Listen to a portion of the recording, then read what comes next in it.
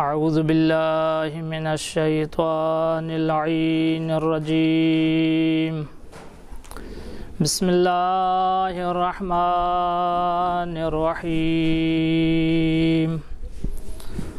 الحمد للہ رب العالمین الحمد للہ الذی اکرمنا بهذا الشہر المبارک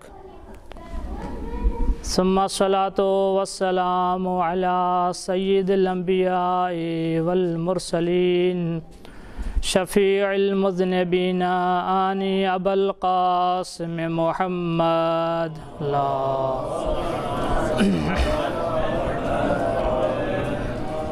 وعلى أهل بيته الطيبين الطاهرين المعصومين ولعنة الله على أعدائهم أجمعين بسم الله الرحمن الرحيم إذ يغيثون ربكم فاستجاب لكم انی ممدکم بألف من الملائکۃ مردفین صلوات اللہ۔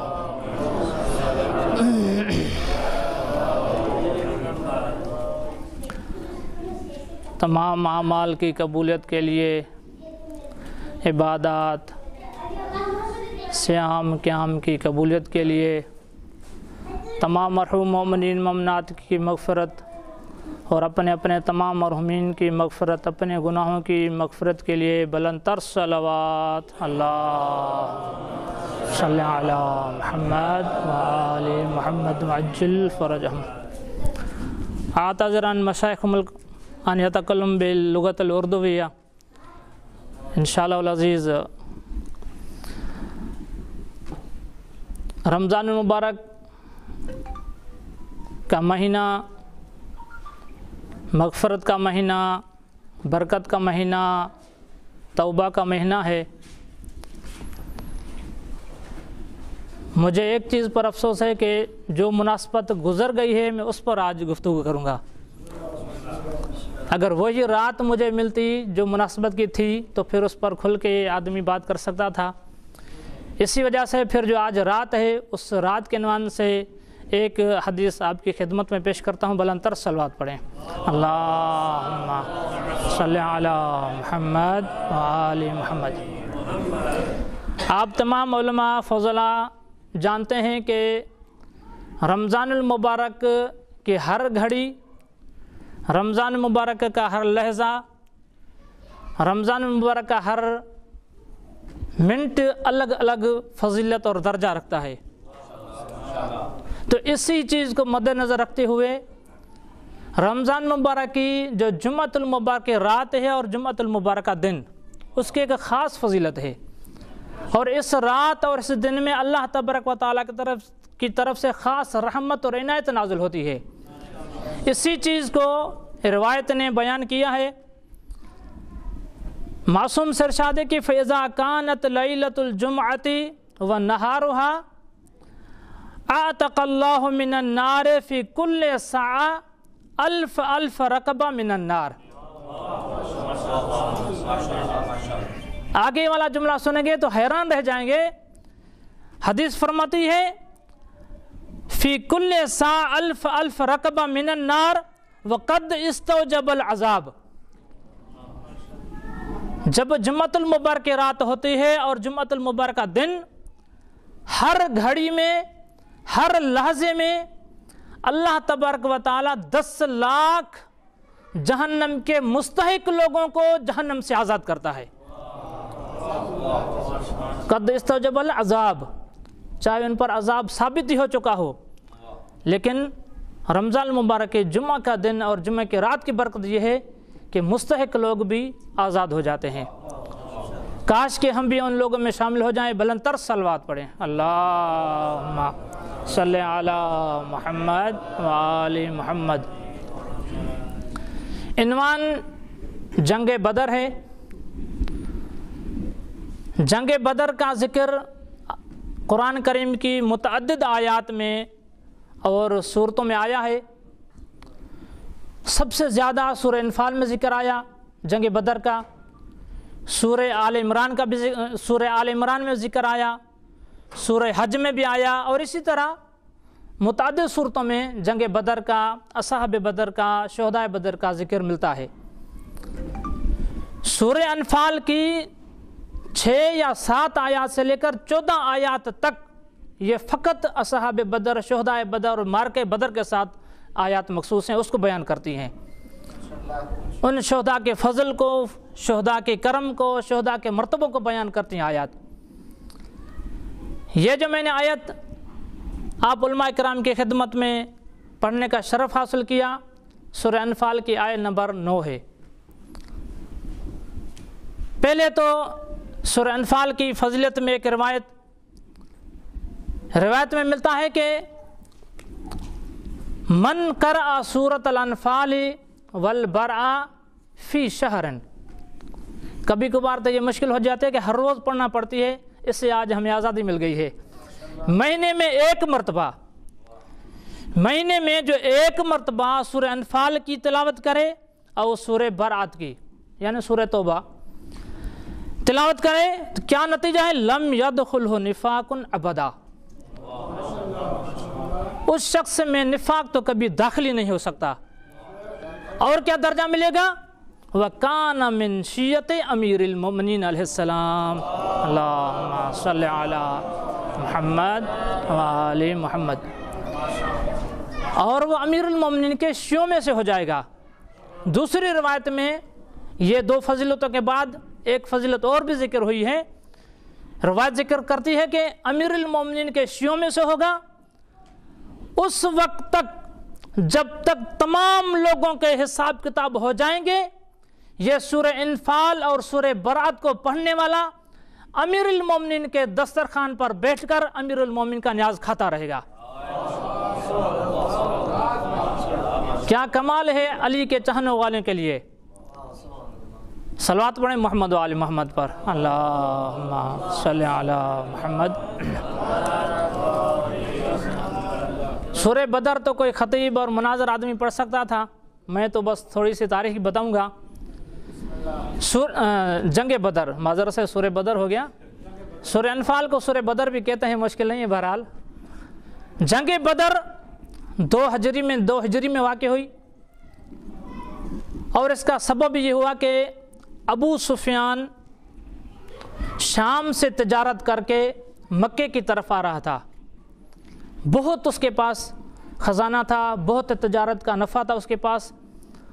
تو سرور کائنات کو جیسے اطلاع ملی کہ کفار کا لشکر شام سے بڑی مفید تجارت کر کے واپس آ رہا ہے، تو جب مسلمان مکے سے ہجرت کر رہے تھے مدینے کی طرف، جو مسلمانوں کی ملکیتوں کو ان کفار نے قبضے میں کر لیا تھا، تو سرور کائنات نے کہا کہ اس ملکیت کے قبضے کے بدلے میں ہم ان کے مال کو قبضے میں کرتے ہیں، چلیں اور اس قافلے کا راستہ روکتے ہیں۔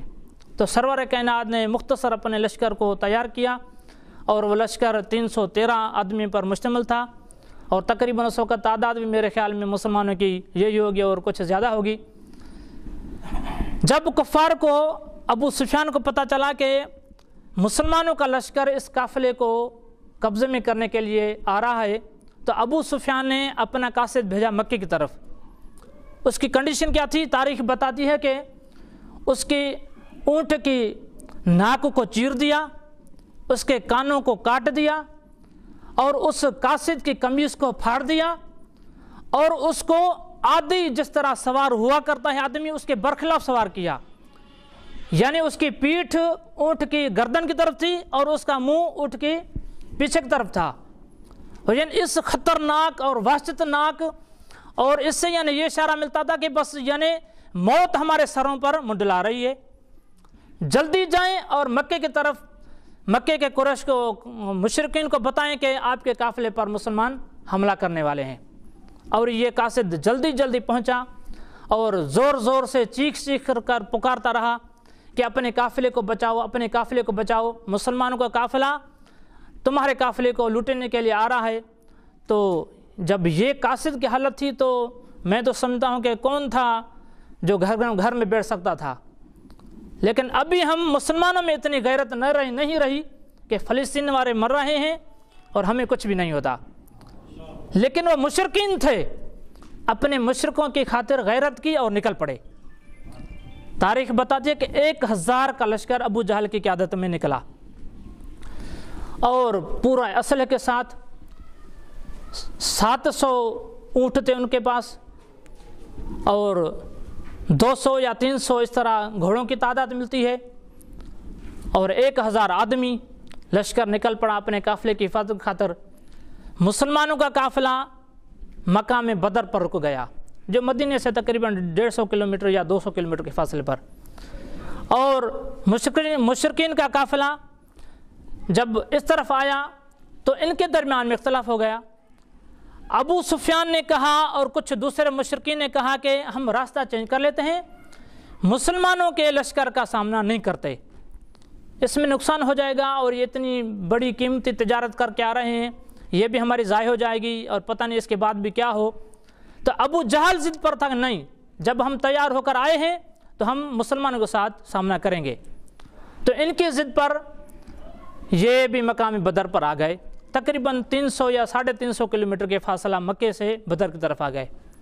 مقام بدر ایک شخص تھا، اس کا نام تھا، اس نے اس علاقے میں ایک کنواں کھودا تھا، اس بدر شخص نے کنواں کھودا تو اس کا پہلے نام تھا بئر بدر، بھائی وہ کنواں جو بدر نے کھودا ہے، پھر اس کے بعد اس زمین کے نام بدر پڑ گیا، تو اس وجہ سے اس کو مقام بدر کہا جاتا ہے۔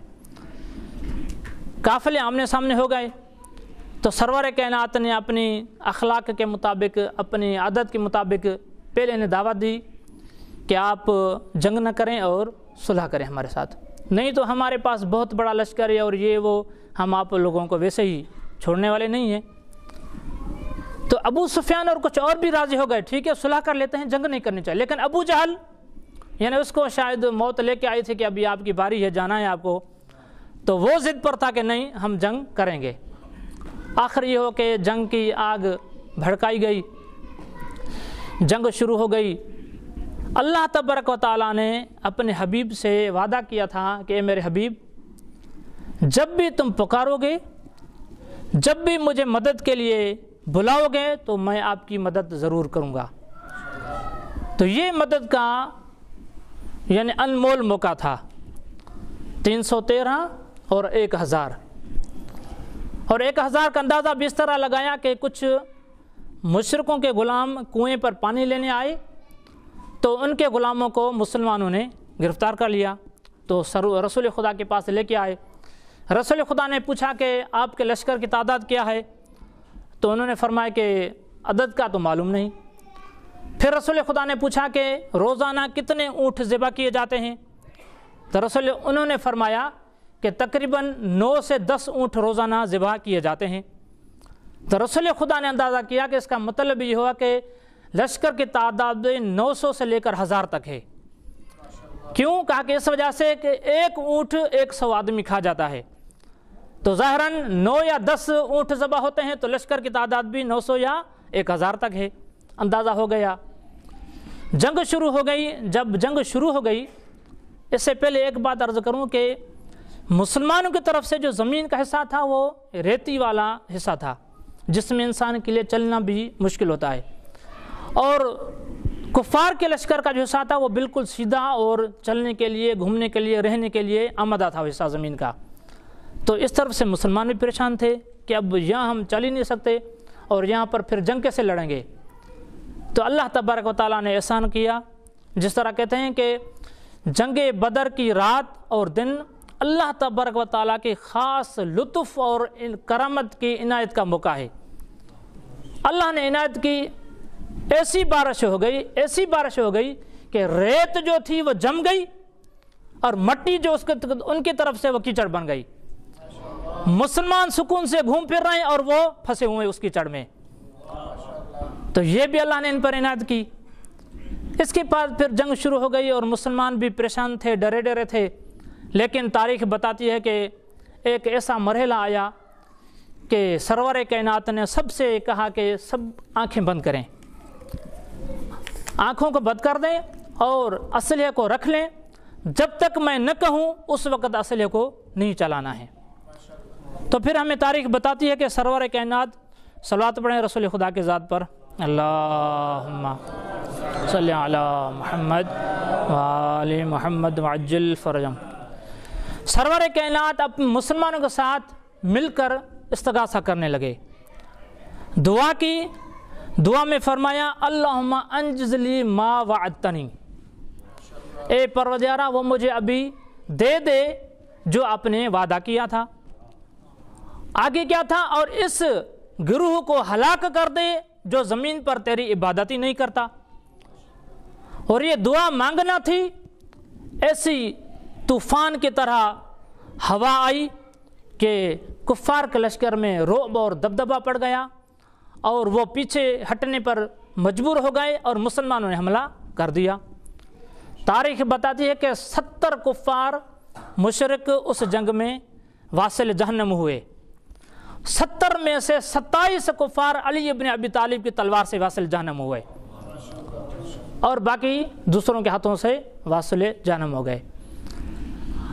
اب یہ اللہ تعالیٰ نے جو فرمایا اذ یغیثون ربکم فاستجاب لکم، جب آپ لوگوں نے مجھ سے دعا مانگی، جب استغاثہ کیا، فاستجاب لکم، میں نے آپ لوگوں کی دعا کو قبول کر دیا۔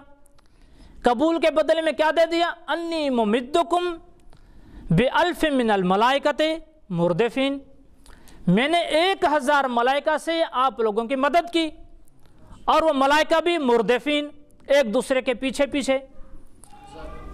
اب مردفین کے ترجمے میں علماء نے اختلاف کیا۔ اس طرف سے روایات بتاتی ہیں کہ ملائکہ 3000 آئے تھے، اہل سنت کی کتابوں میں 5000 تک بھی ہیں۔ علماء کہتے ہیں کہ 3000 ملائکہ مدد کرنے کے لیے آئے تھے۔ اللہ تبارک و تعالیٰ کی آیت کے ابتدا سے ہے کہ بألف من الملائکہ، 1000 ملائکہ سے مدد کی۔ اب علماء کہتے ہیں کہ جو مردفین ہیں نا، اس سے ایک اشارہ ملتا ہے کہ 3000 بھی ہو سکتے ہیں۔ مردفین کا معنی ہے کہ ایک دوسرے کے پیچھے پیچھے ملائکہ آ رہے تھے۔ اب کہتے ہیں کہ ایک احتمال یہ ہے کہ یہی 1000 تھے جو ایک دوسرے کے پیچھے چل رہے تھے، یا نہیں کہ 1000 کے گروہ تھے جو ایک دوسرے کے پیچھے چل رہے تھے۔ جب گروہ تھے تو 1000 کا گروہ آگے تھا، دوسرے 1000 کا گروہ پیچھے تھا، تیسرے 1000 کا گروہ پیچھے تھا۔ اس طرح 3000 بھی ثابت ہو سکتے ہیں۔ اللہ تبارک و تعالیٰ نے مسلمانوں کی فرشتوں کے ذریعے سے مدد کی، اور اس مدد کا نتیجہ یہ ہو کہ مسلمان کامیاب ہو گئے اور مشرکین کا لشکر واپس ہو گیا، اس لیے کہ 70 ان کے واصل جہنم ہو گئے، 70 جو ہے وہ قیدی بن گئے، اور مسلمانوں کے فقط 14 شہید بنے اور اس درجے پر پہنچے۔ صلوات پڑھیں محمد وآل محمد پر، اللہم صلی علی محمد وآل محمد وعجل فرجہم۔ اب اس ایک رات میں آخری اور جو دلوں کو محظوظ کرنے والا پورا واقعہ محظوظ کرنے والا ہے، لیکن محظوظ کرنے والا ایک واقعہ عرض کروں اور زحمت کو تمام۔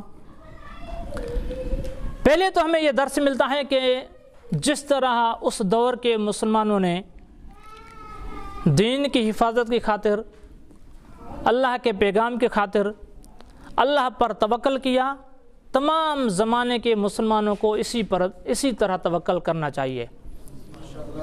جب توکل کر کے مسلمان قدم بڑھائے تو پھر اس کا مطلب یہ نہیں ہوتا کہ بس پھر استغاثہ اور دعا اور طلب مدد چھوڑ دے۔ اس کے بعد دوسرا درس یہ ہے کہ توکل کے بعد جب نکلے ہو تو استغاثہ اور دعا بھی اللہ کے ساتھ رکھو، تاکہ جب مصیبت کا وقت آئے تو اللہ تبارک و تعالیٰ آپ لوگوں کی مدد بھی کرے، جس طرح اہل بدر کی اللہ نے مدد کی۔ تاریخ بتاتی ہے کہ بدر کی رات بہت ظلمت والی، اندھیرے والی رات تھی، اور اسی اسنا میں سرور کائنات نے فرمایا کہ کوئی ہے جو ہمیں سیراب کرے، کوئی ہے جو ہمیں پانی پلائے۔ سب پر خاموشی تھی، اس لیے کہ کنواں جو پانی بھرنے کا تھا وہ کچھ دوری تھا، اور وہ بھی اندھیری اور ظلمات والی جگہ میں تھا۔ لیکن جب سرور کائنات نے 1 مرتبہ 2 مرتبہ اس طرح تکرار کیا تو امیر المومنین علی ابن ابی طالب علیہ السلام اٹھے، کہا کہ یا رسول اللہ میں سیراب کروں گا۔ یہیں سے پتہ چلا کہ سقائی کا مرتبہ اصل سے چل رہا ہے جو کربلا تک پہنچا۔ امیر المومنین نے مشق لی اور اس کنویں کی طرف بڑھے۔ جب کنویں پر پہنچے تو اتفاق سے کنویں کا ڈولکا جو تھا وہ نہیں تھا، تو پھر امیر المومنین نے رسی اپنی کمر میں باندھی اور خود اس گہرے اور عمیق کنویں میں داخل ہوئے، مشق بھر کے باہر آئے۔ جیسے ہی باہر آئے، دو مختلف روایتیں ملتی ہیں، اتنا زوردار طوفان کی صورت میں ہوا کا جھونکا آیا کہ امیر المومنین سنبھل نہیں سکے اور زمین پر بیٹھ گئے تاکہ میں پھسل نہ جاؤں، میں گر نہ جاؤں۔ زمین پر بیٹھ گئے تاکہ ہوا کا جھونکا گزر جائے، پھر میں آگے چلوں گا۔ تو دوسری روایت کے مطابق بیٹھنے سے پھر مولا کا وہ پانی بھی گر گیا۔ پھر امیر المومنین اٹھے، کنویں میں داخل ہوئے، مشکیزہ بھرا، پھر جیسے ہی باہر نکلے اور روانہ ہونے کے لیے تیار ہوئے تو پھر ایک تیزدار ہوا کا جھونکا آیا جس کی وجہ سے مولا بیٹھ گئے اور دوبارہ پانی گر گیا مولا کا۔ پھر تیسری مرتبہ اس طرح ہوا، مولا نے پانی بھرا اور نکلے، ہوا کا جھونکا آیا اور مولا بیٹھ گئے، پانی گر گیا۔ چوتھی مرتبہ مولا نے پانی بھرا اور تیز تیز رسول خدا کی طرف روانہ ہوئے۔ تاریخ بتاتی ہے کہ جیسے ہی رسول خدا کے پاس پہنچے تو رسول خدا مسکرائے، کہا کہ یا علی دیر کرنے کی وجہ تم بتاؤ گے یا میں بتاؤں؟ تو امیر المومنین نے فرمایا یا رسول اللہ آپ بہتر ہی بتا سکتے ہیں مجھ سے، آپ بھی بتائیں تو اچھا رہے گا۔ ایک وجہ یہ بھی ہو سکتی ہے کہ مولا کو بھی پتا ہو، لیکن وہ جو سننے والے تھے وہ یہ نہ محسوس کریں کہ علی اپنی فضیلت آپ ہی بتا رہے ہیں، رسول خدا بتائیں کہ علی کی فضیلت کی تاکید بھی ہو جائے گی اور رسول خدا کی حدیث بھی ہو جائے گی۔ تو رسول خدا نے فرمایا یا علی یہ جو پہلا ہوا کا جھونکا، دوسرا ہوا کا جھونکا، تیسرا ہوا کا جھونکا آیا تھا یہ کیا تھا؟ کہا کہ یا رسول اللہ بتائیں۔ کہا کہ پہلے ہوا کے جھونکے میں جبرائیل 1000 ملائکہ کے ساتھ گزرے اور آپ پر سلام کیا۔ دوسرے ہوا کے جھونکے میں میکائیل 1000 فرشتوں کے ساتھ گزرے اور آپ پر سلام کیا۔ تیسرے ہوا کے جھونکے میں اسرافیل 1000 ملائکہ کے ساتھ گزرے اور آپ پر سلام کیا۔ یا علی یہ آپ کی دل کی مضبوطی اور قدموں کی ثابت قدمی پر سلام کرنے کے آئے تھے کہ اس ظلمات کے دور میں، ظلمات کے محل میں بھی آپ رسول خدا کی مدد کر رہے ہیں، اور یا علی وہ 3000 فرشتے ہماری مدد کے لیے آ گئے ہیں۔ صلوات پڑھیں محمد و آل محمد پر، اللہم صلی علی محمد و آل محمد وجل فرجہم۔ تو اسی منظر کو سید حمیری رحمۃ اللہ علیہ نے بہت بڑا قصیدہ لکھا ہے، لیکن 2 شعر میں اسے لے کے آیا ہوں جو اسی عنوان کو ذکر کرتے ہیں۔ مولا کی فضیلت میں لکھتے ہیں کہ ذاک الذی سلم فی لیلۃ علیہ میکال و جبریل۔ ذاک الذی علی وہ ہے جس پر ایک ہی رات میں میکائیل نے بھی سلام کیا، جبرائیل نے بھی سلام کیا، اسرافیل نے بھی سلام کیا۔ ذاک الذی سلم فی لیلۃ علیہ میکال و جبرائیل، میکال فی الف و جبریل فی الف ویتلوہم اسرافیل۔ میکائیل بھی، جبرائیل بھی 1000 فرشتوں کے ساتھ، میکائیل بھی 1000 فرشتوں کے ساتھ، اور ان کے پیچھے پیچھے اسرافیل بھی 1000 فرشتوں کے ساتھ۔ فرماتے ہیں لیلۃ بدر مدد انزلو، لیلۃ بدر کی رات وہ مدد کے لیے نازل ہوئے کأنہم طیر ابابیل۔ اور اسی طرح جس طرح فرشتے ابابیل کعبۃ اللہ کی مدد کرنے کے لیے آئے تھے، تو ابھی نبی کی مدد کرنے کے لیے فرشتے آئے۔ شاعر نے ان کو ابابیل کے ساتھ تشبیہ دی ہے۔ پروردگار اس بابرکت لمحات کی وجہ سے، بابرکت ذکر کی وجہ سے، بابرکت رات کی وجہ سے 4 معصومین علیہ السلام صدقے آپ اور ہم تمام کے اعمال صالحہ قبول فرمائے۔ 4 معصومین علیہ السلام صدقے تمام مرحوم مومنین مومنات ہمارے مرحومین کے گناہ صغیرہ کبیرہ معاف فرمائے۔ پروردگار جو بھی جہاں بھی مومنین کرام مریض ہیں ان کو شفا صحت عطا فرما، مقروضوں کے قرضوں کو ادا فرما، تنگ دستوں کی دست درازی فرما، حج و زیارات کے خواہش مند کو حج زیارات نصیب فرما۔ پروردگارہ چہردہ معصومین علیہ السلام صدقے جس مومن کا مومنات کا اس افطاری میں ننگر و نیاز میں پروگرام میں تعاون تھا، ان کے تعاون کو قبول فرما، ان کی توفیقات خیر میں اضافہ فرما، ان کے مرحومین کی مغفرت فرما، ان کے مال و رزق میں برکت عطا فرما۔ پروردگارہ چہردہ معصومین علیہ السلام صدقے رمضان المبارک کے تمام برکات خیرات رحمتیں ہمیں شامل حال فرما۔ رمضان المبارک میں جو بھی رمضان المبارک کے آداب ہیں اس کے مطابق ہمیں گزارنے کی توفیق عطا فرما۔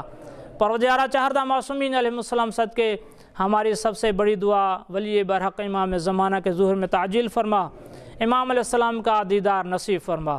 ربنا تقبل منا انک انت السمیع العلیم، ان اللہ وملائکتہ یصلون علی النبی یا ایھا الذین آمنوا صلوا علیہ وسلموا تسلیما۔ اللہ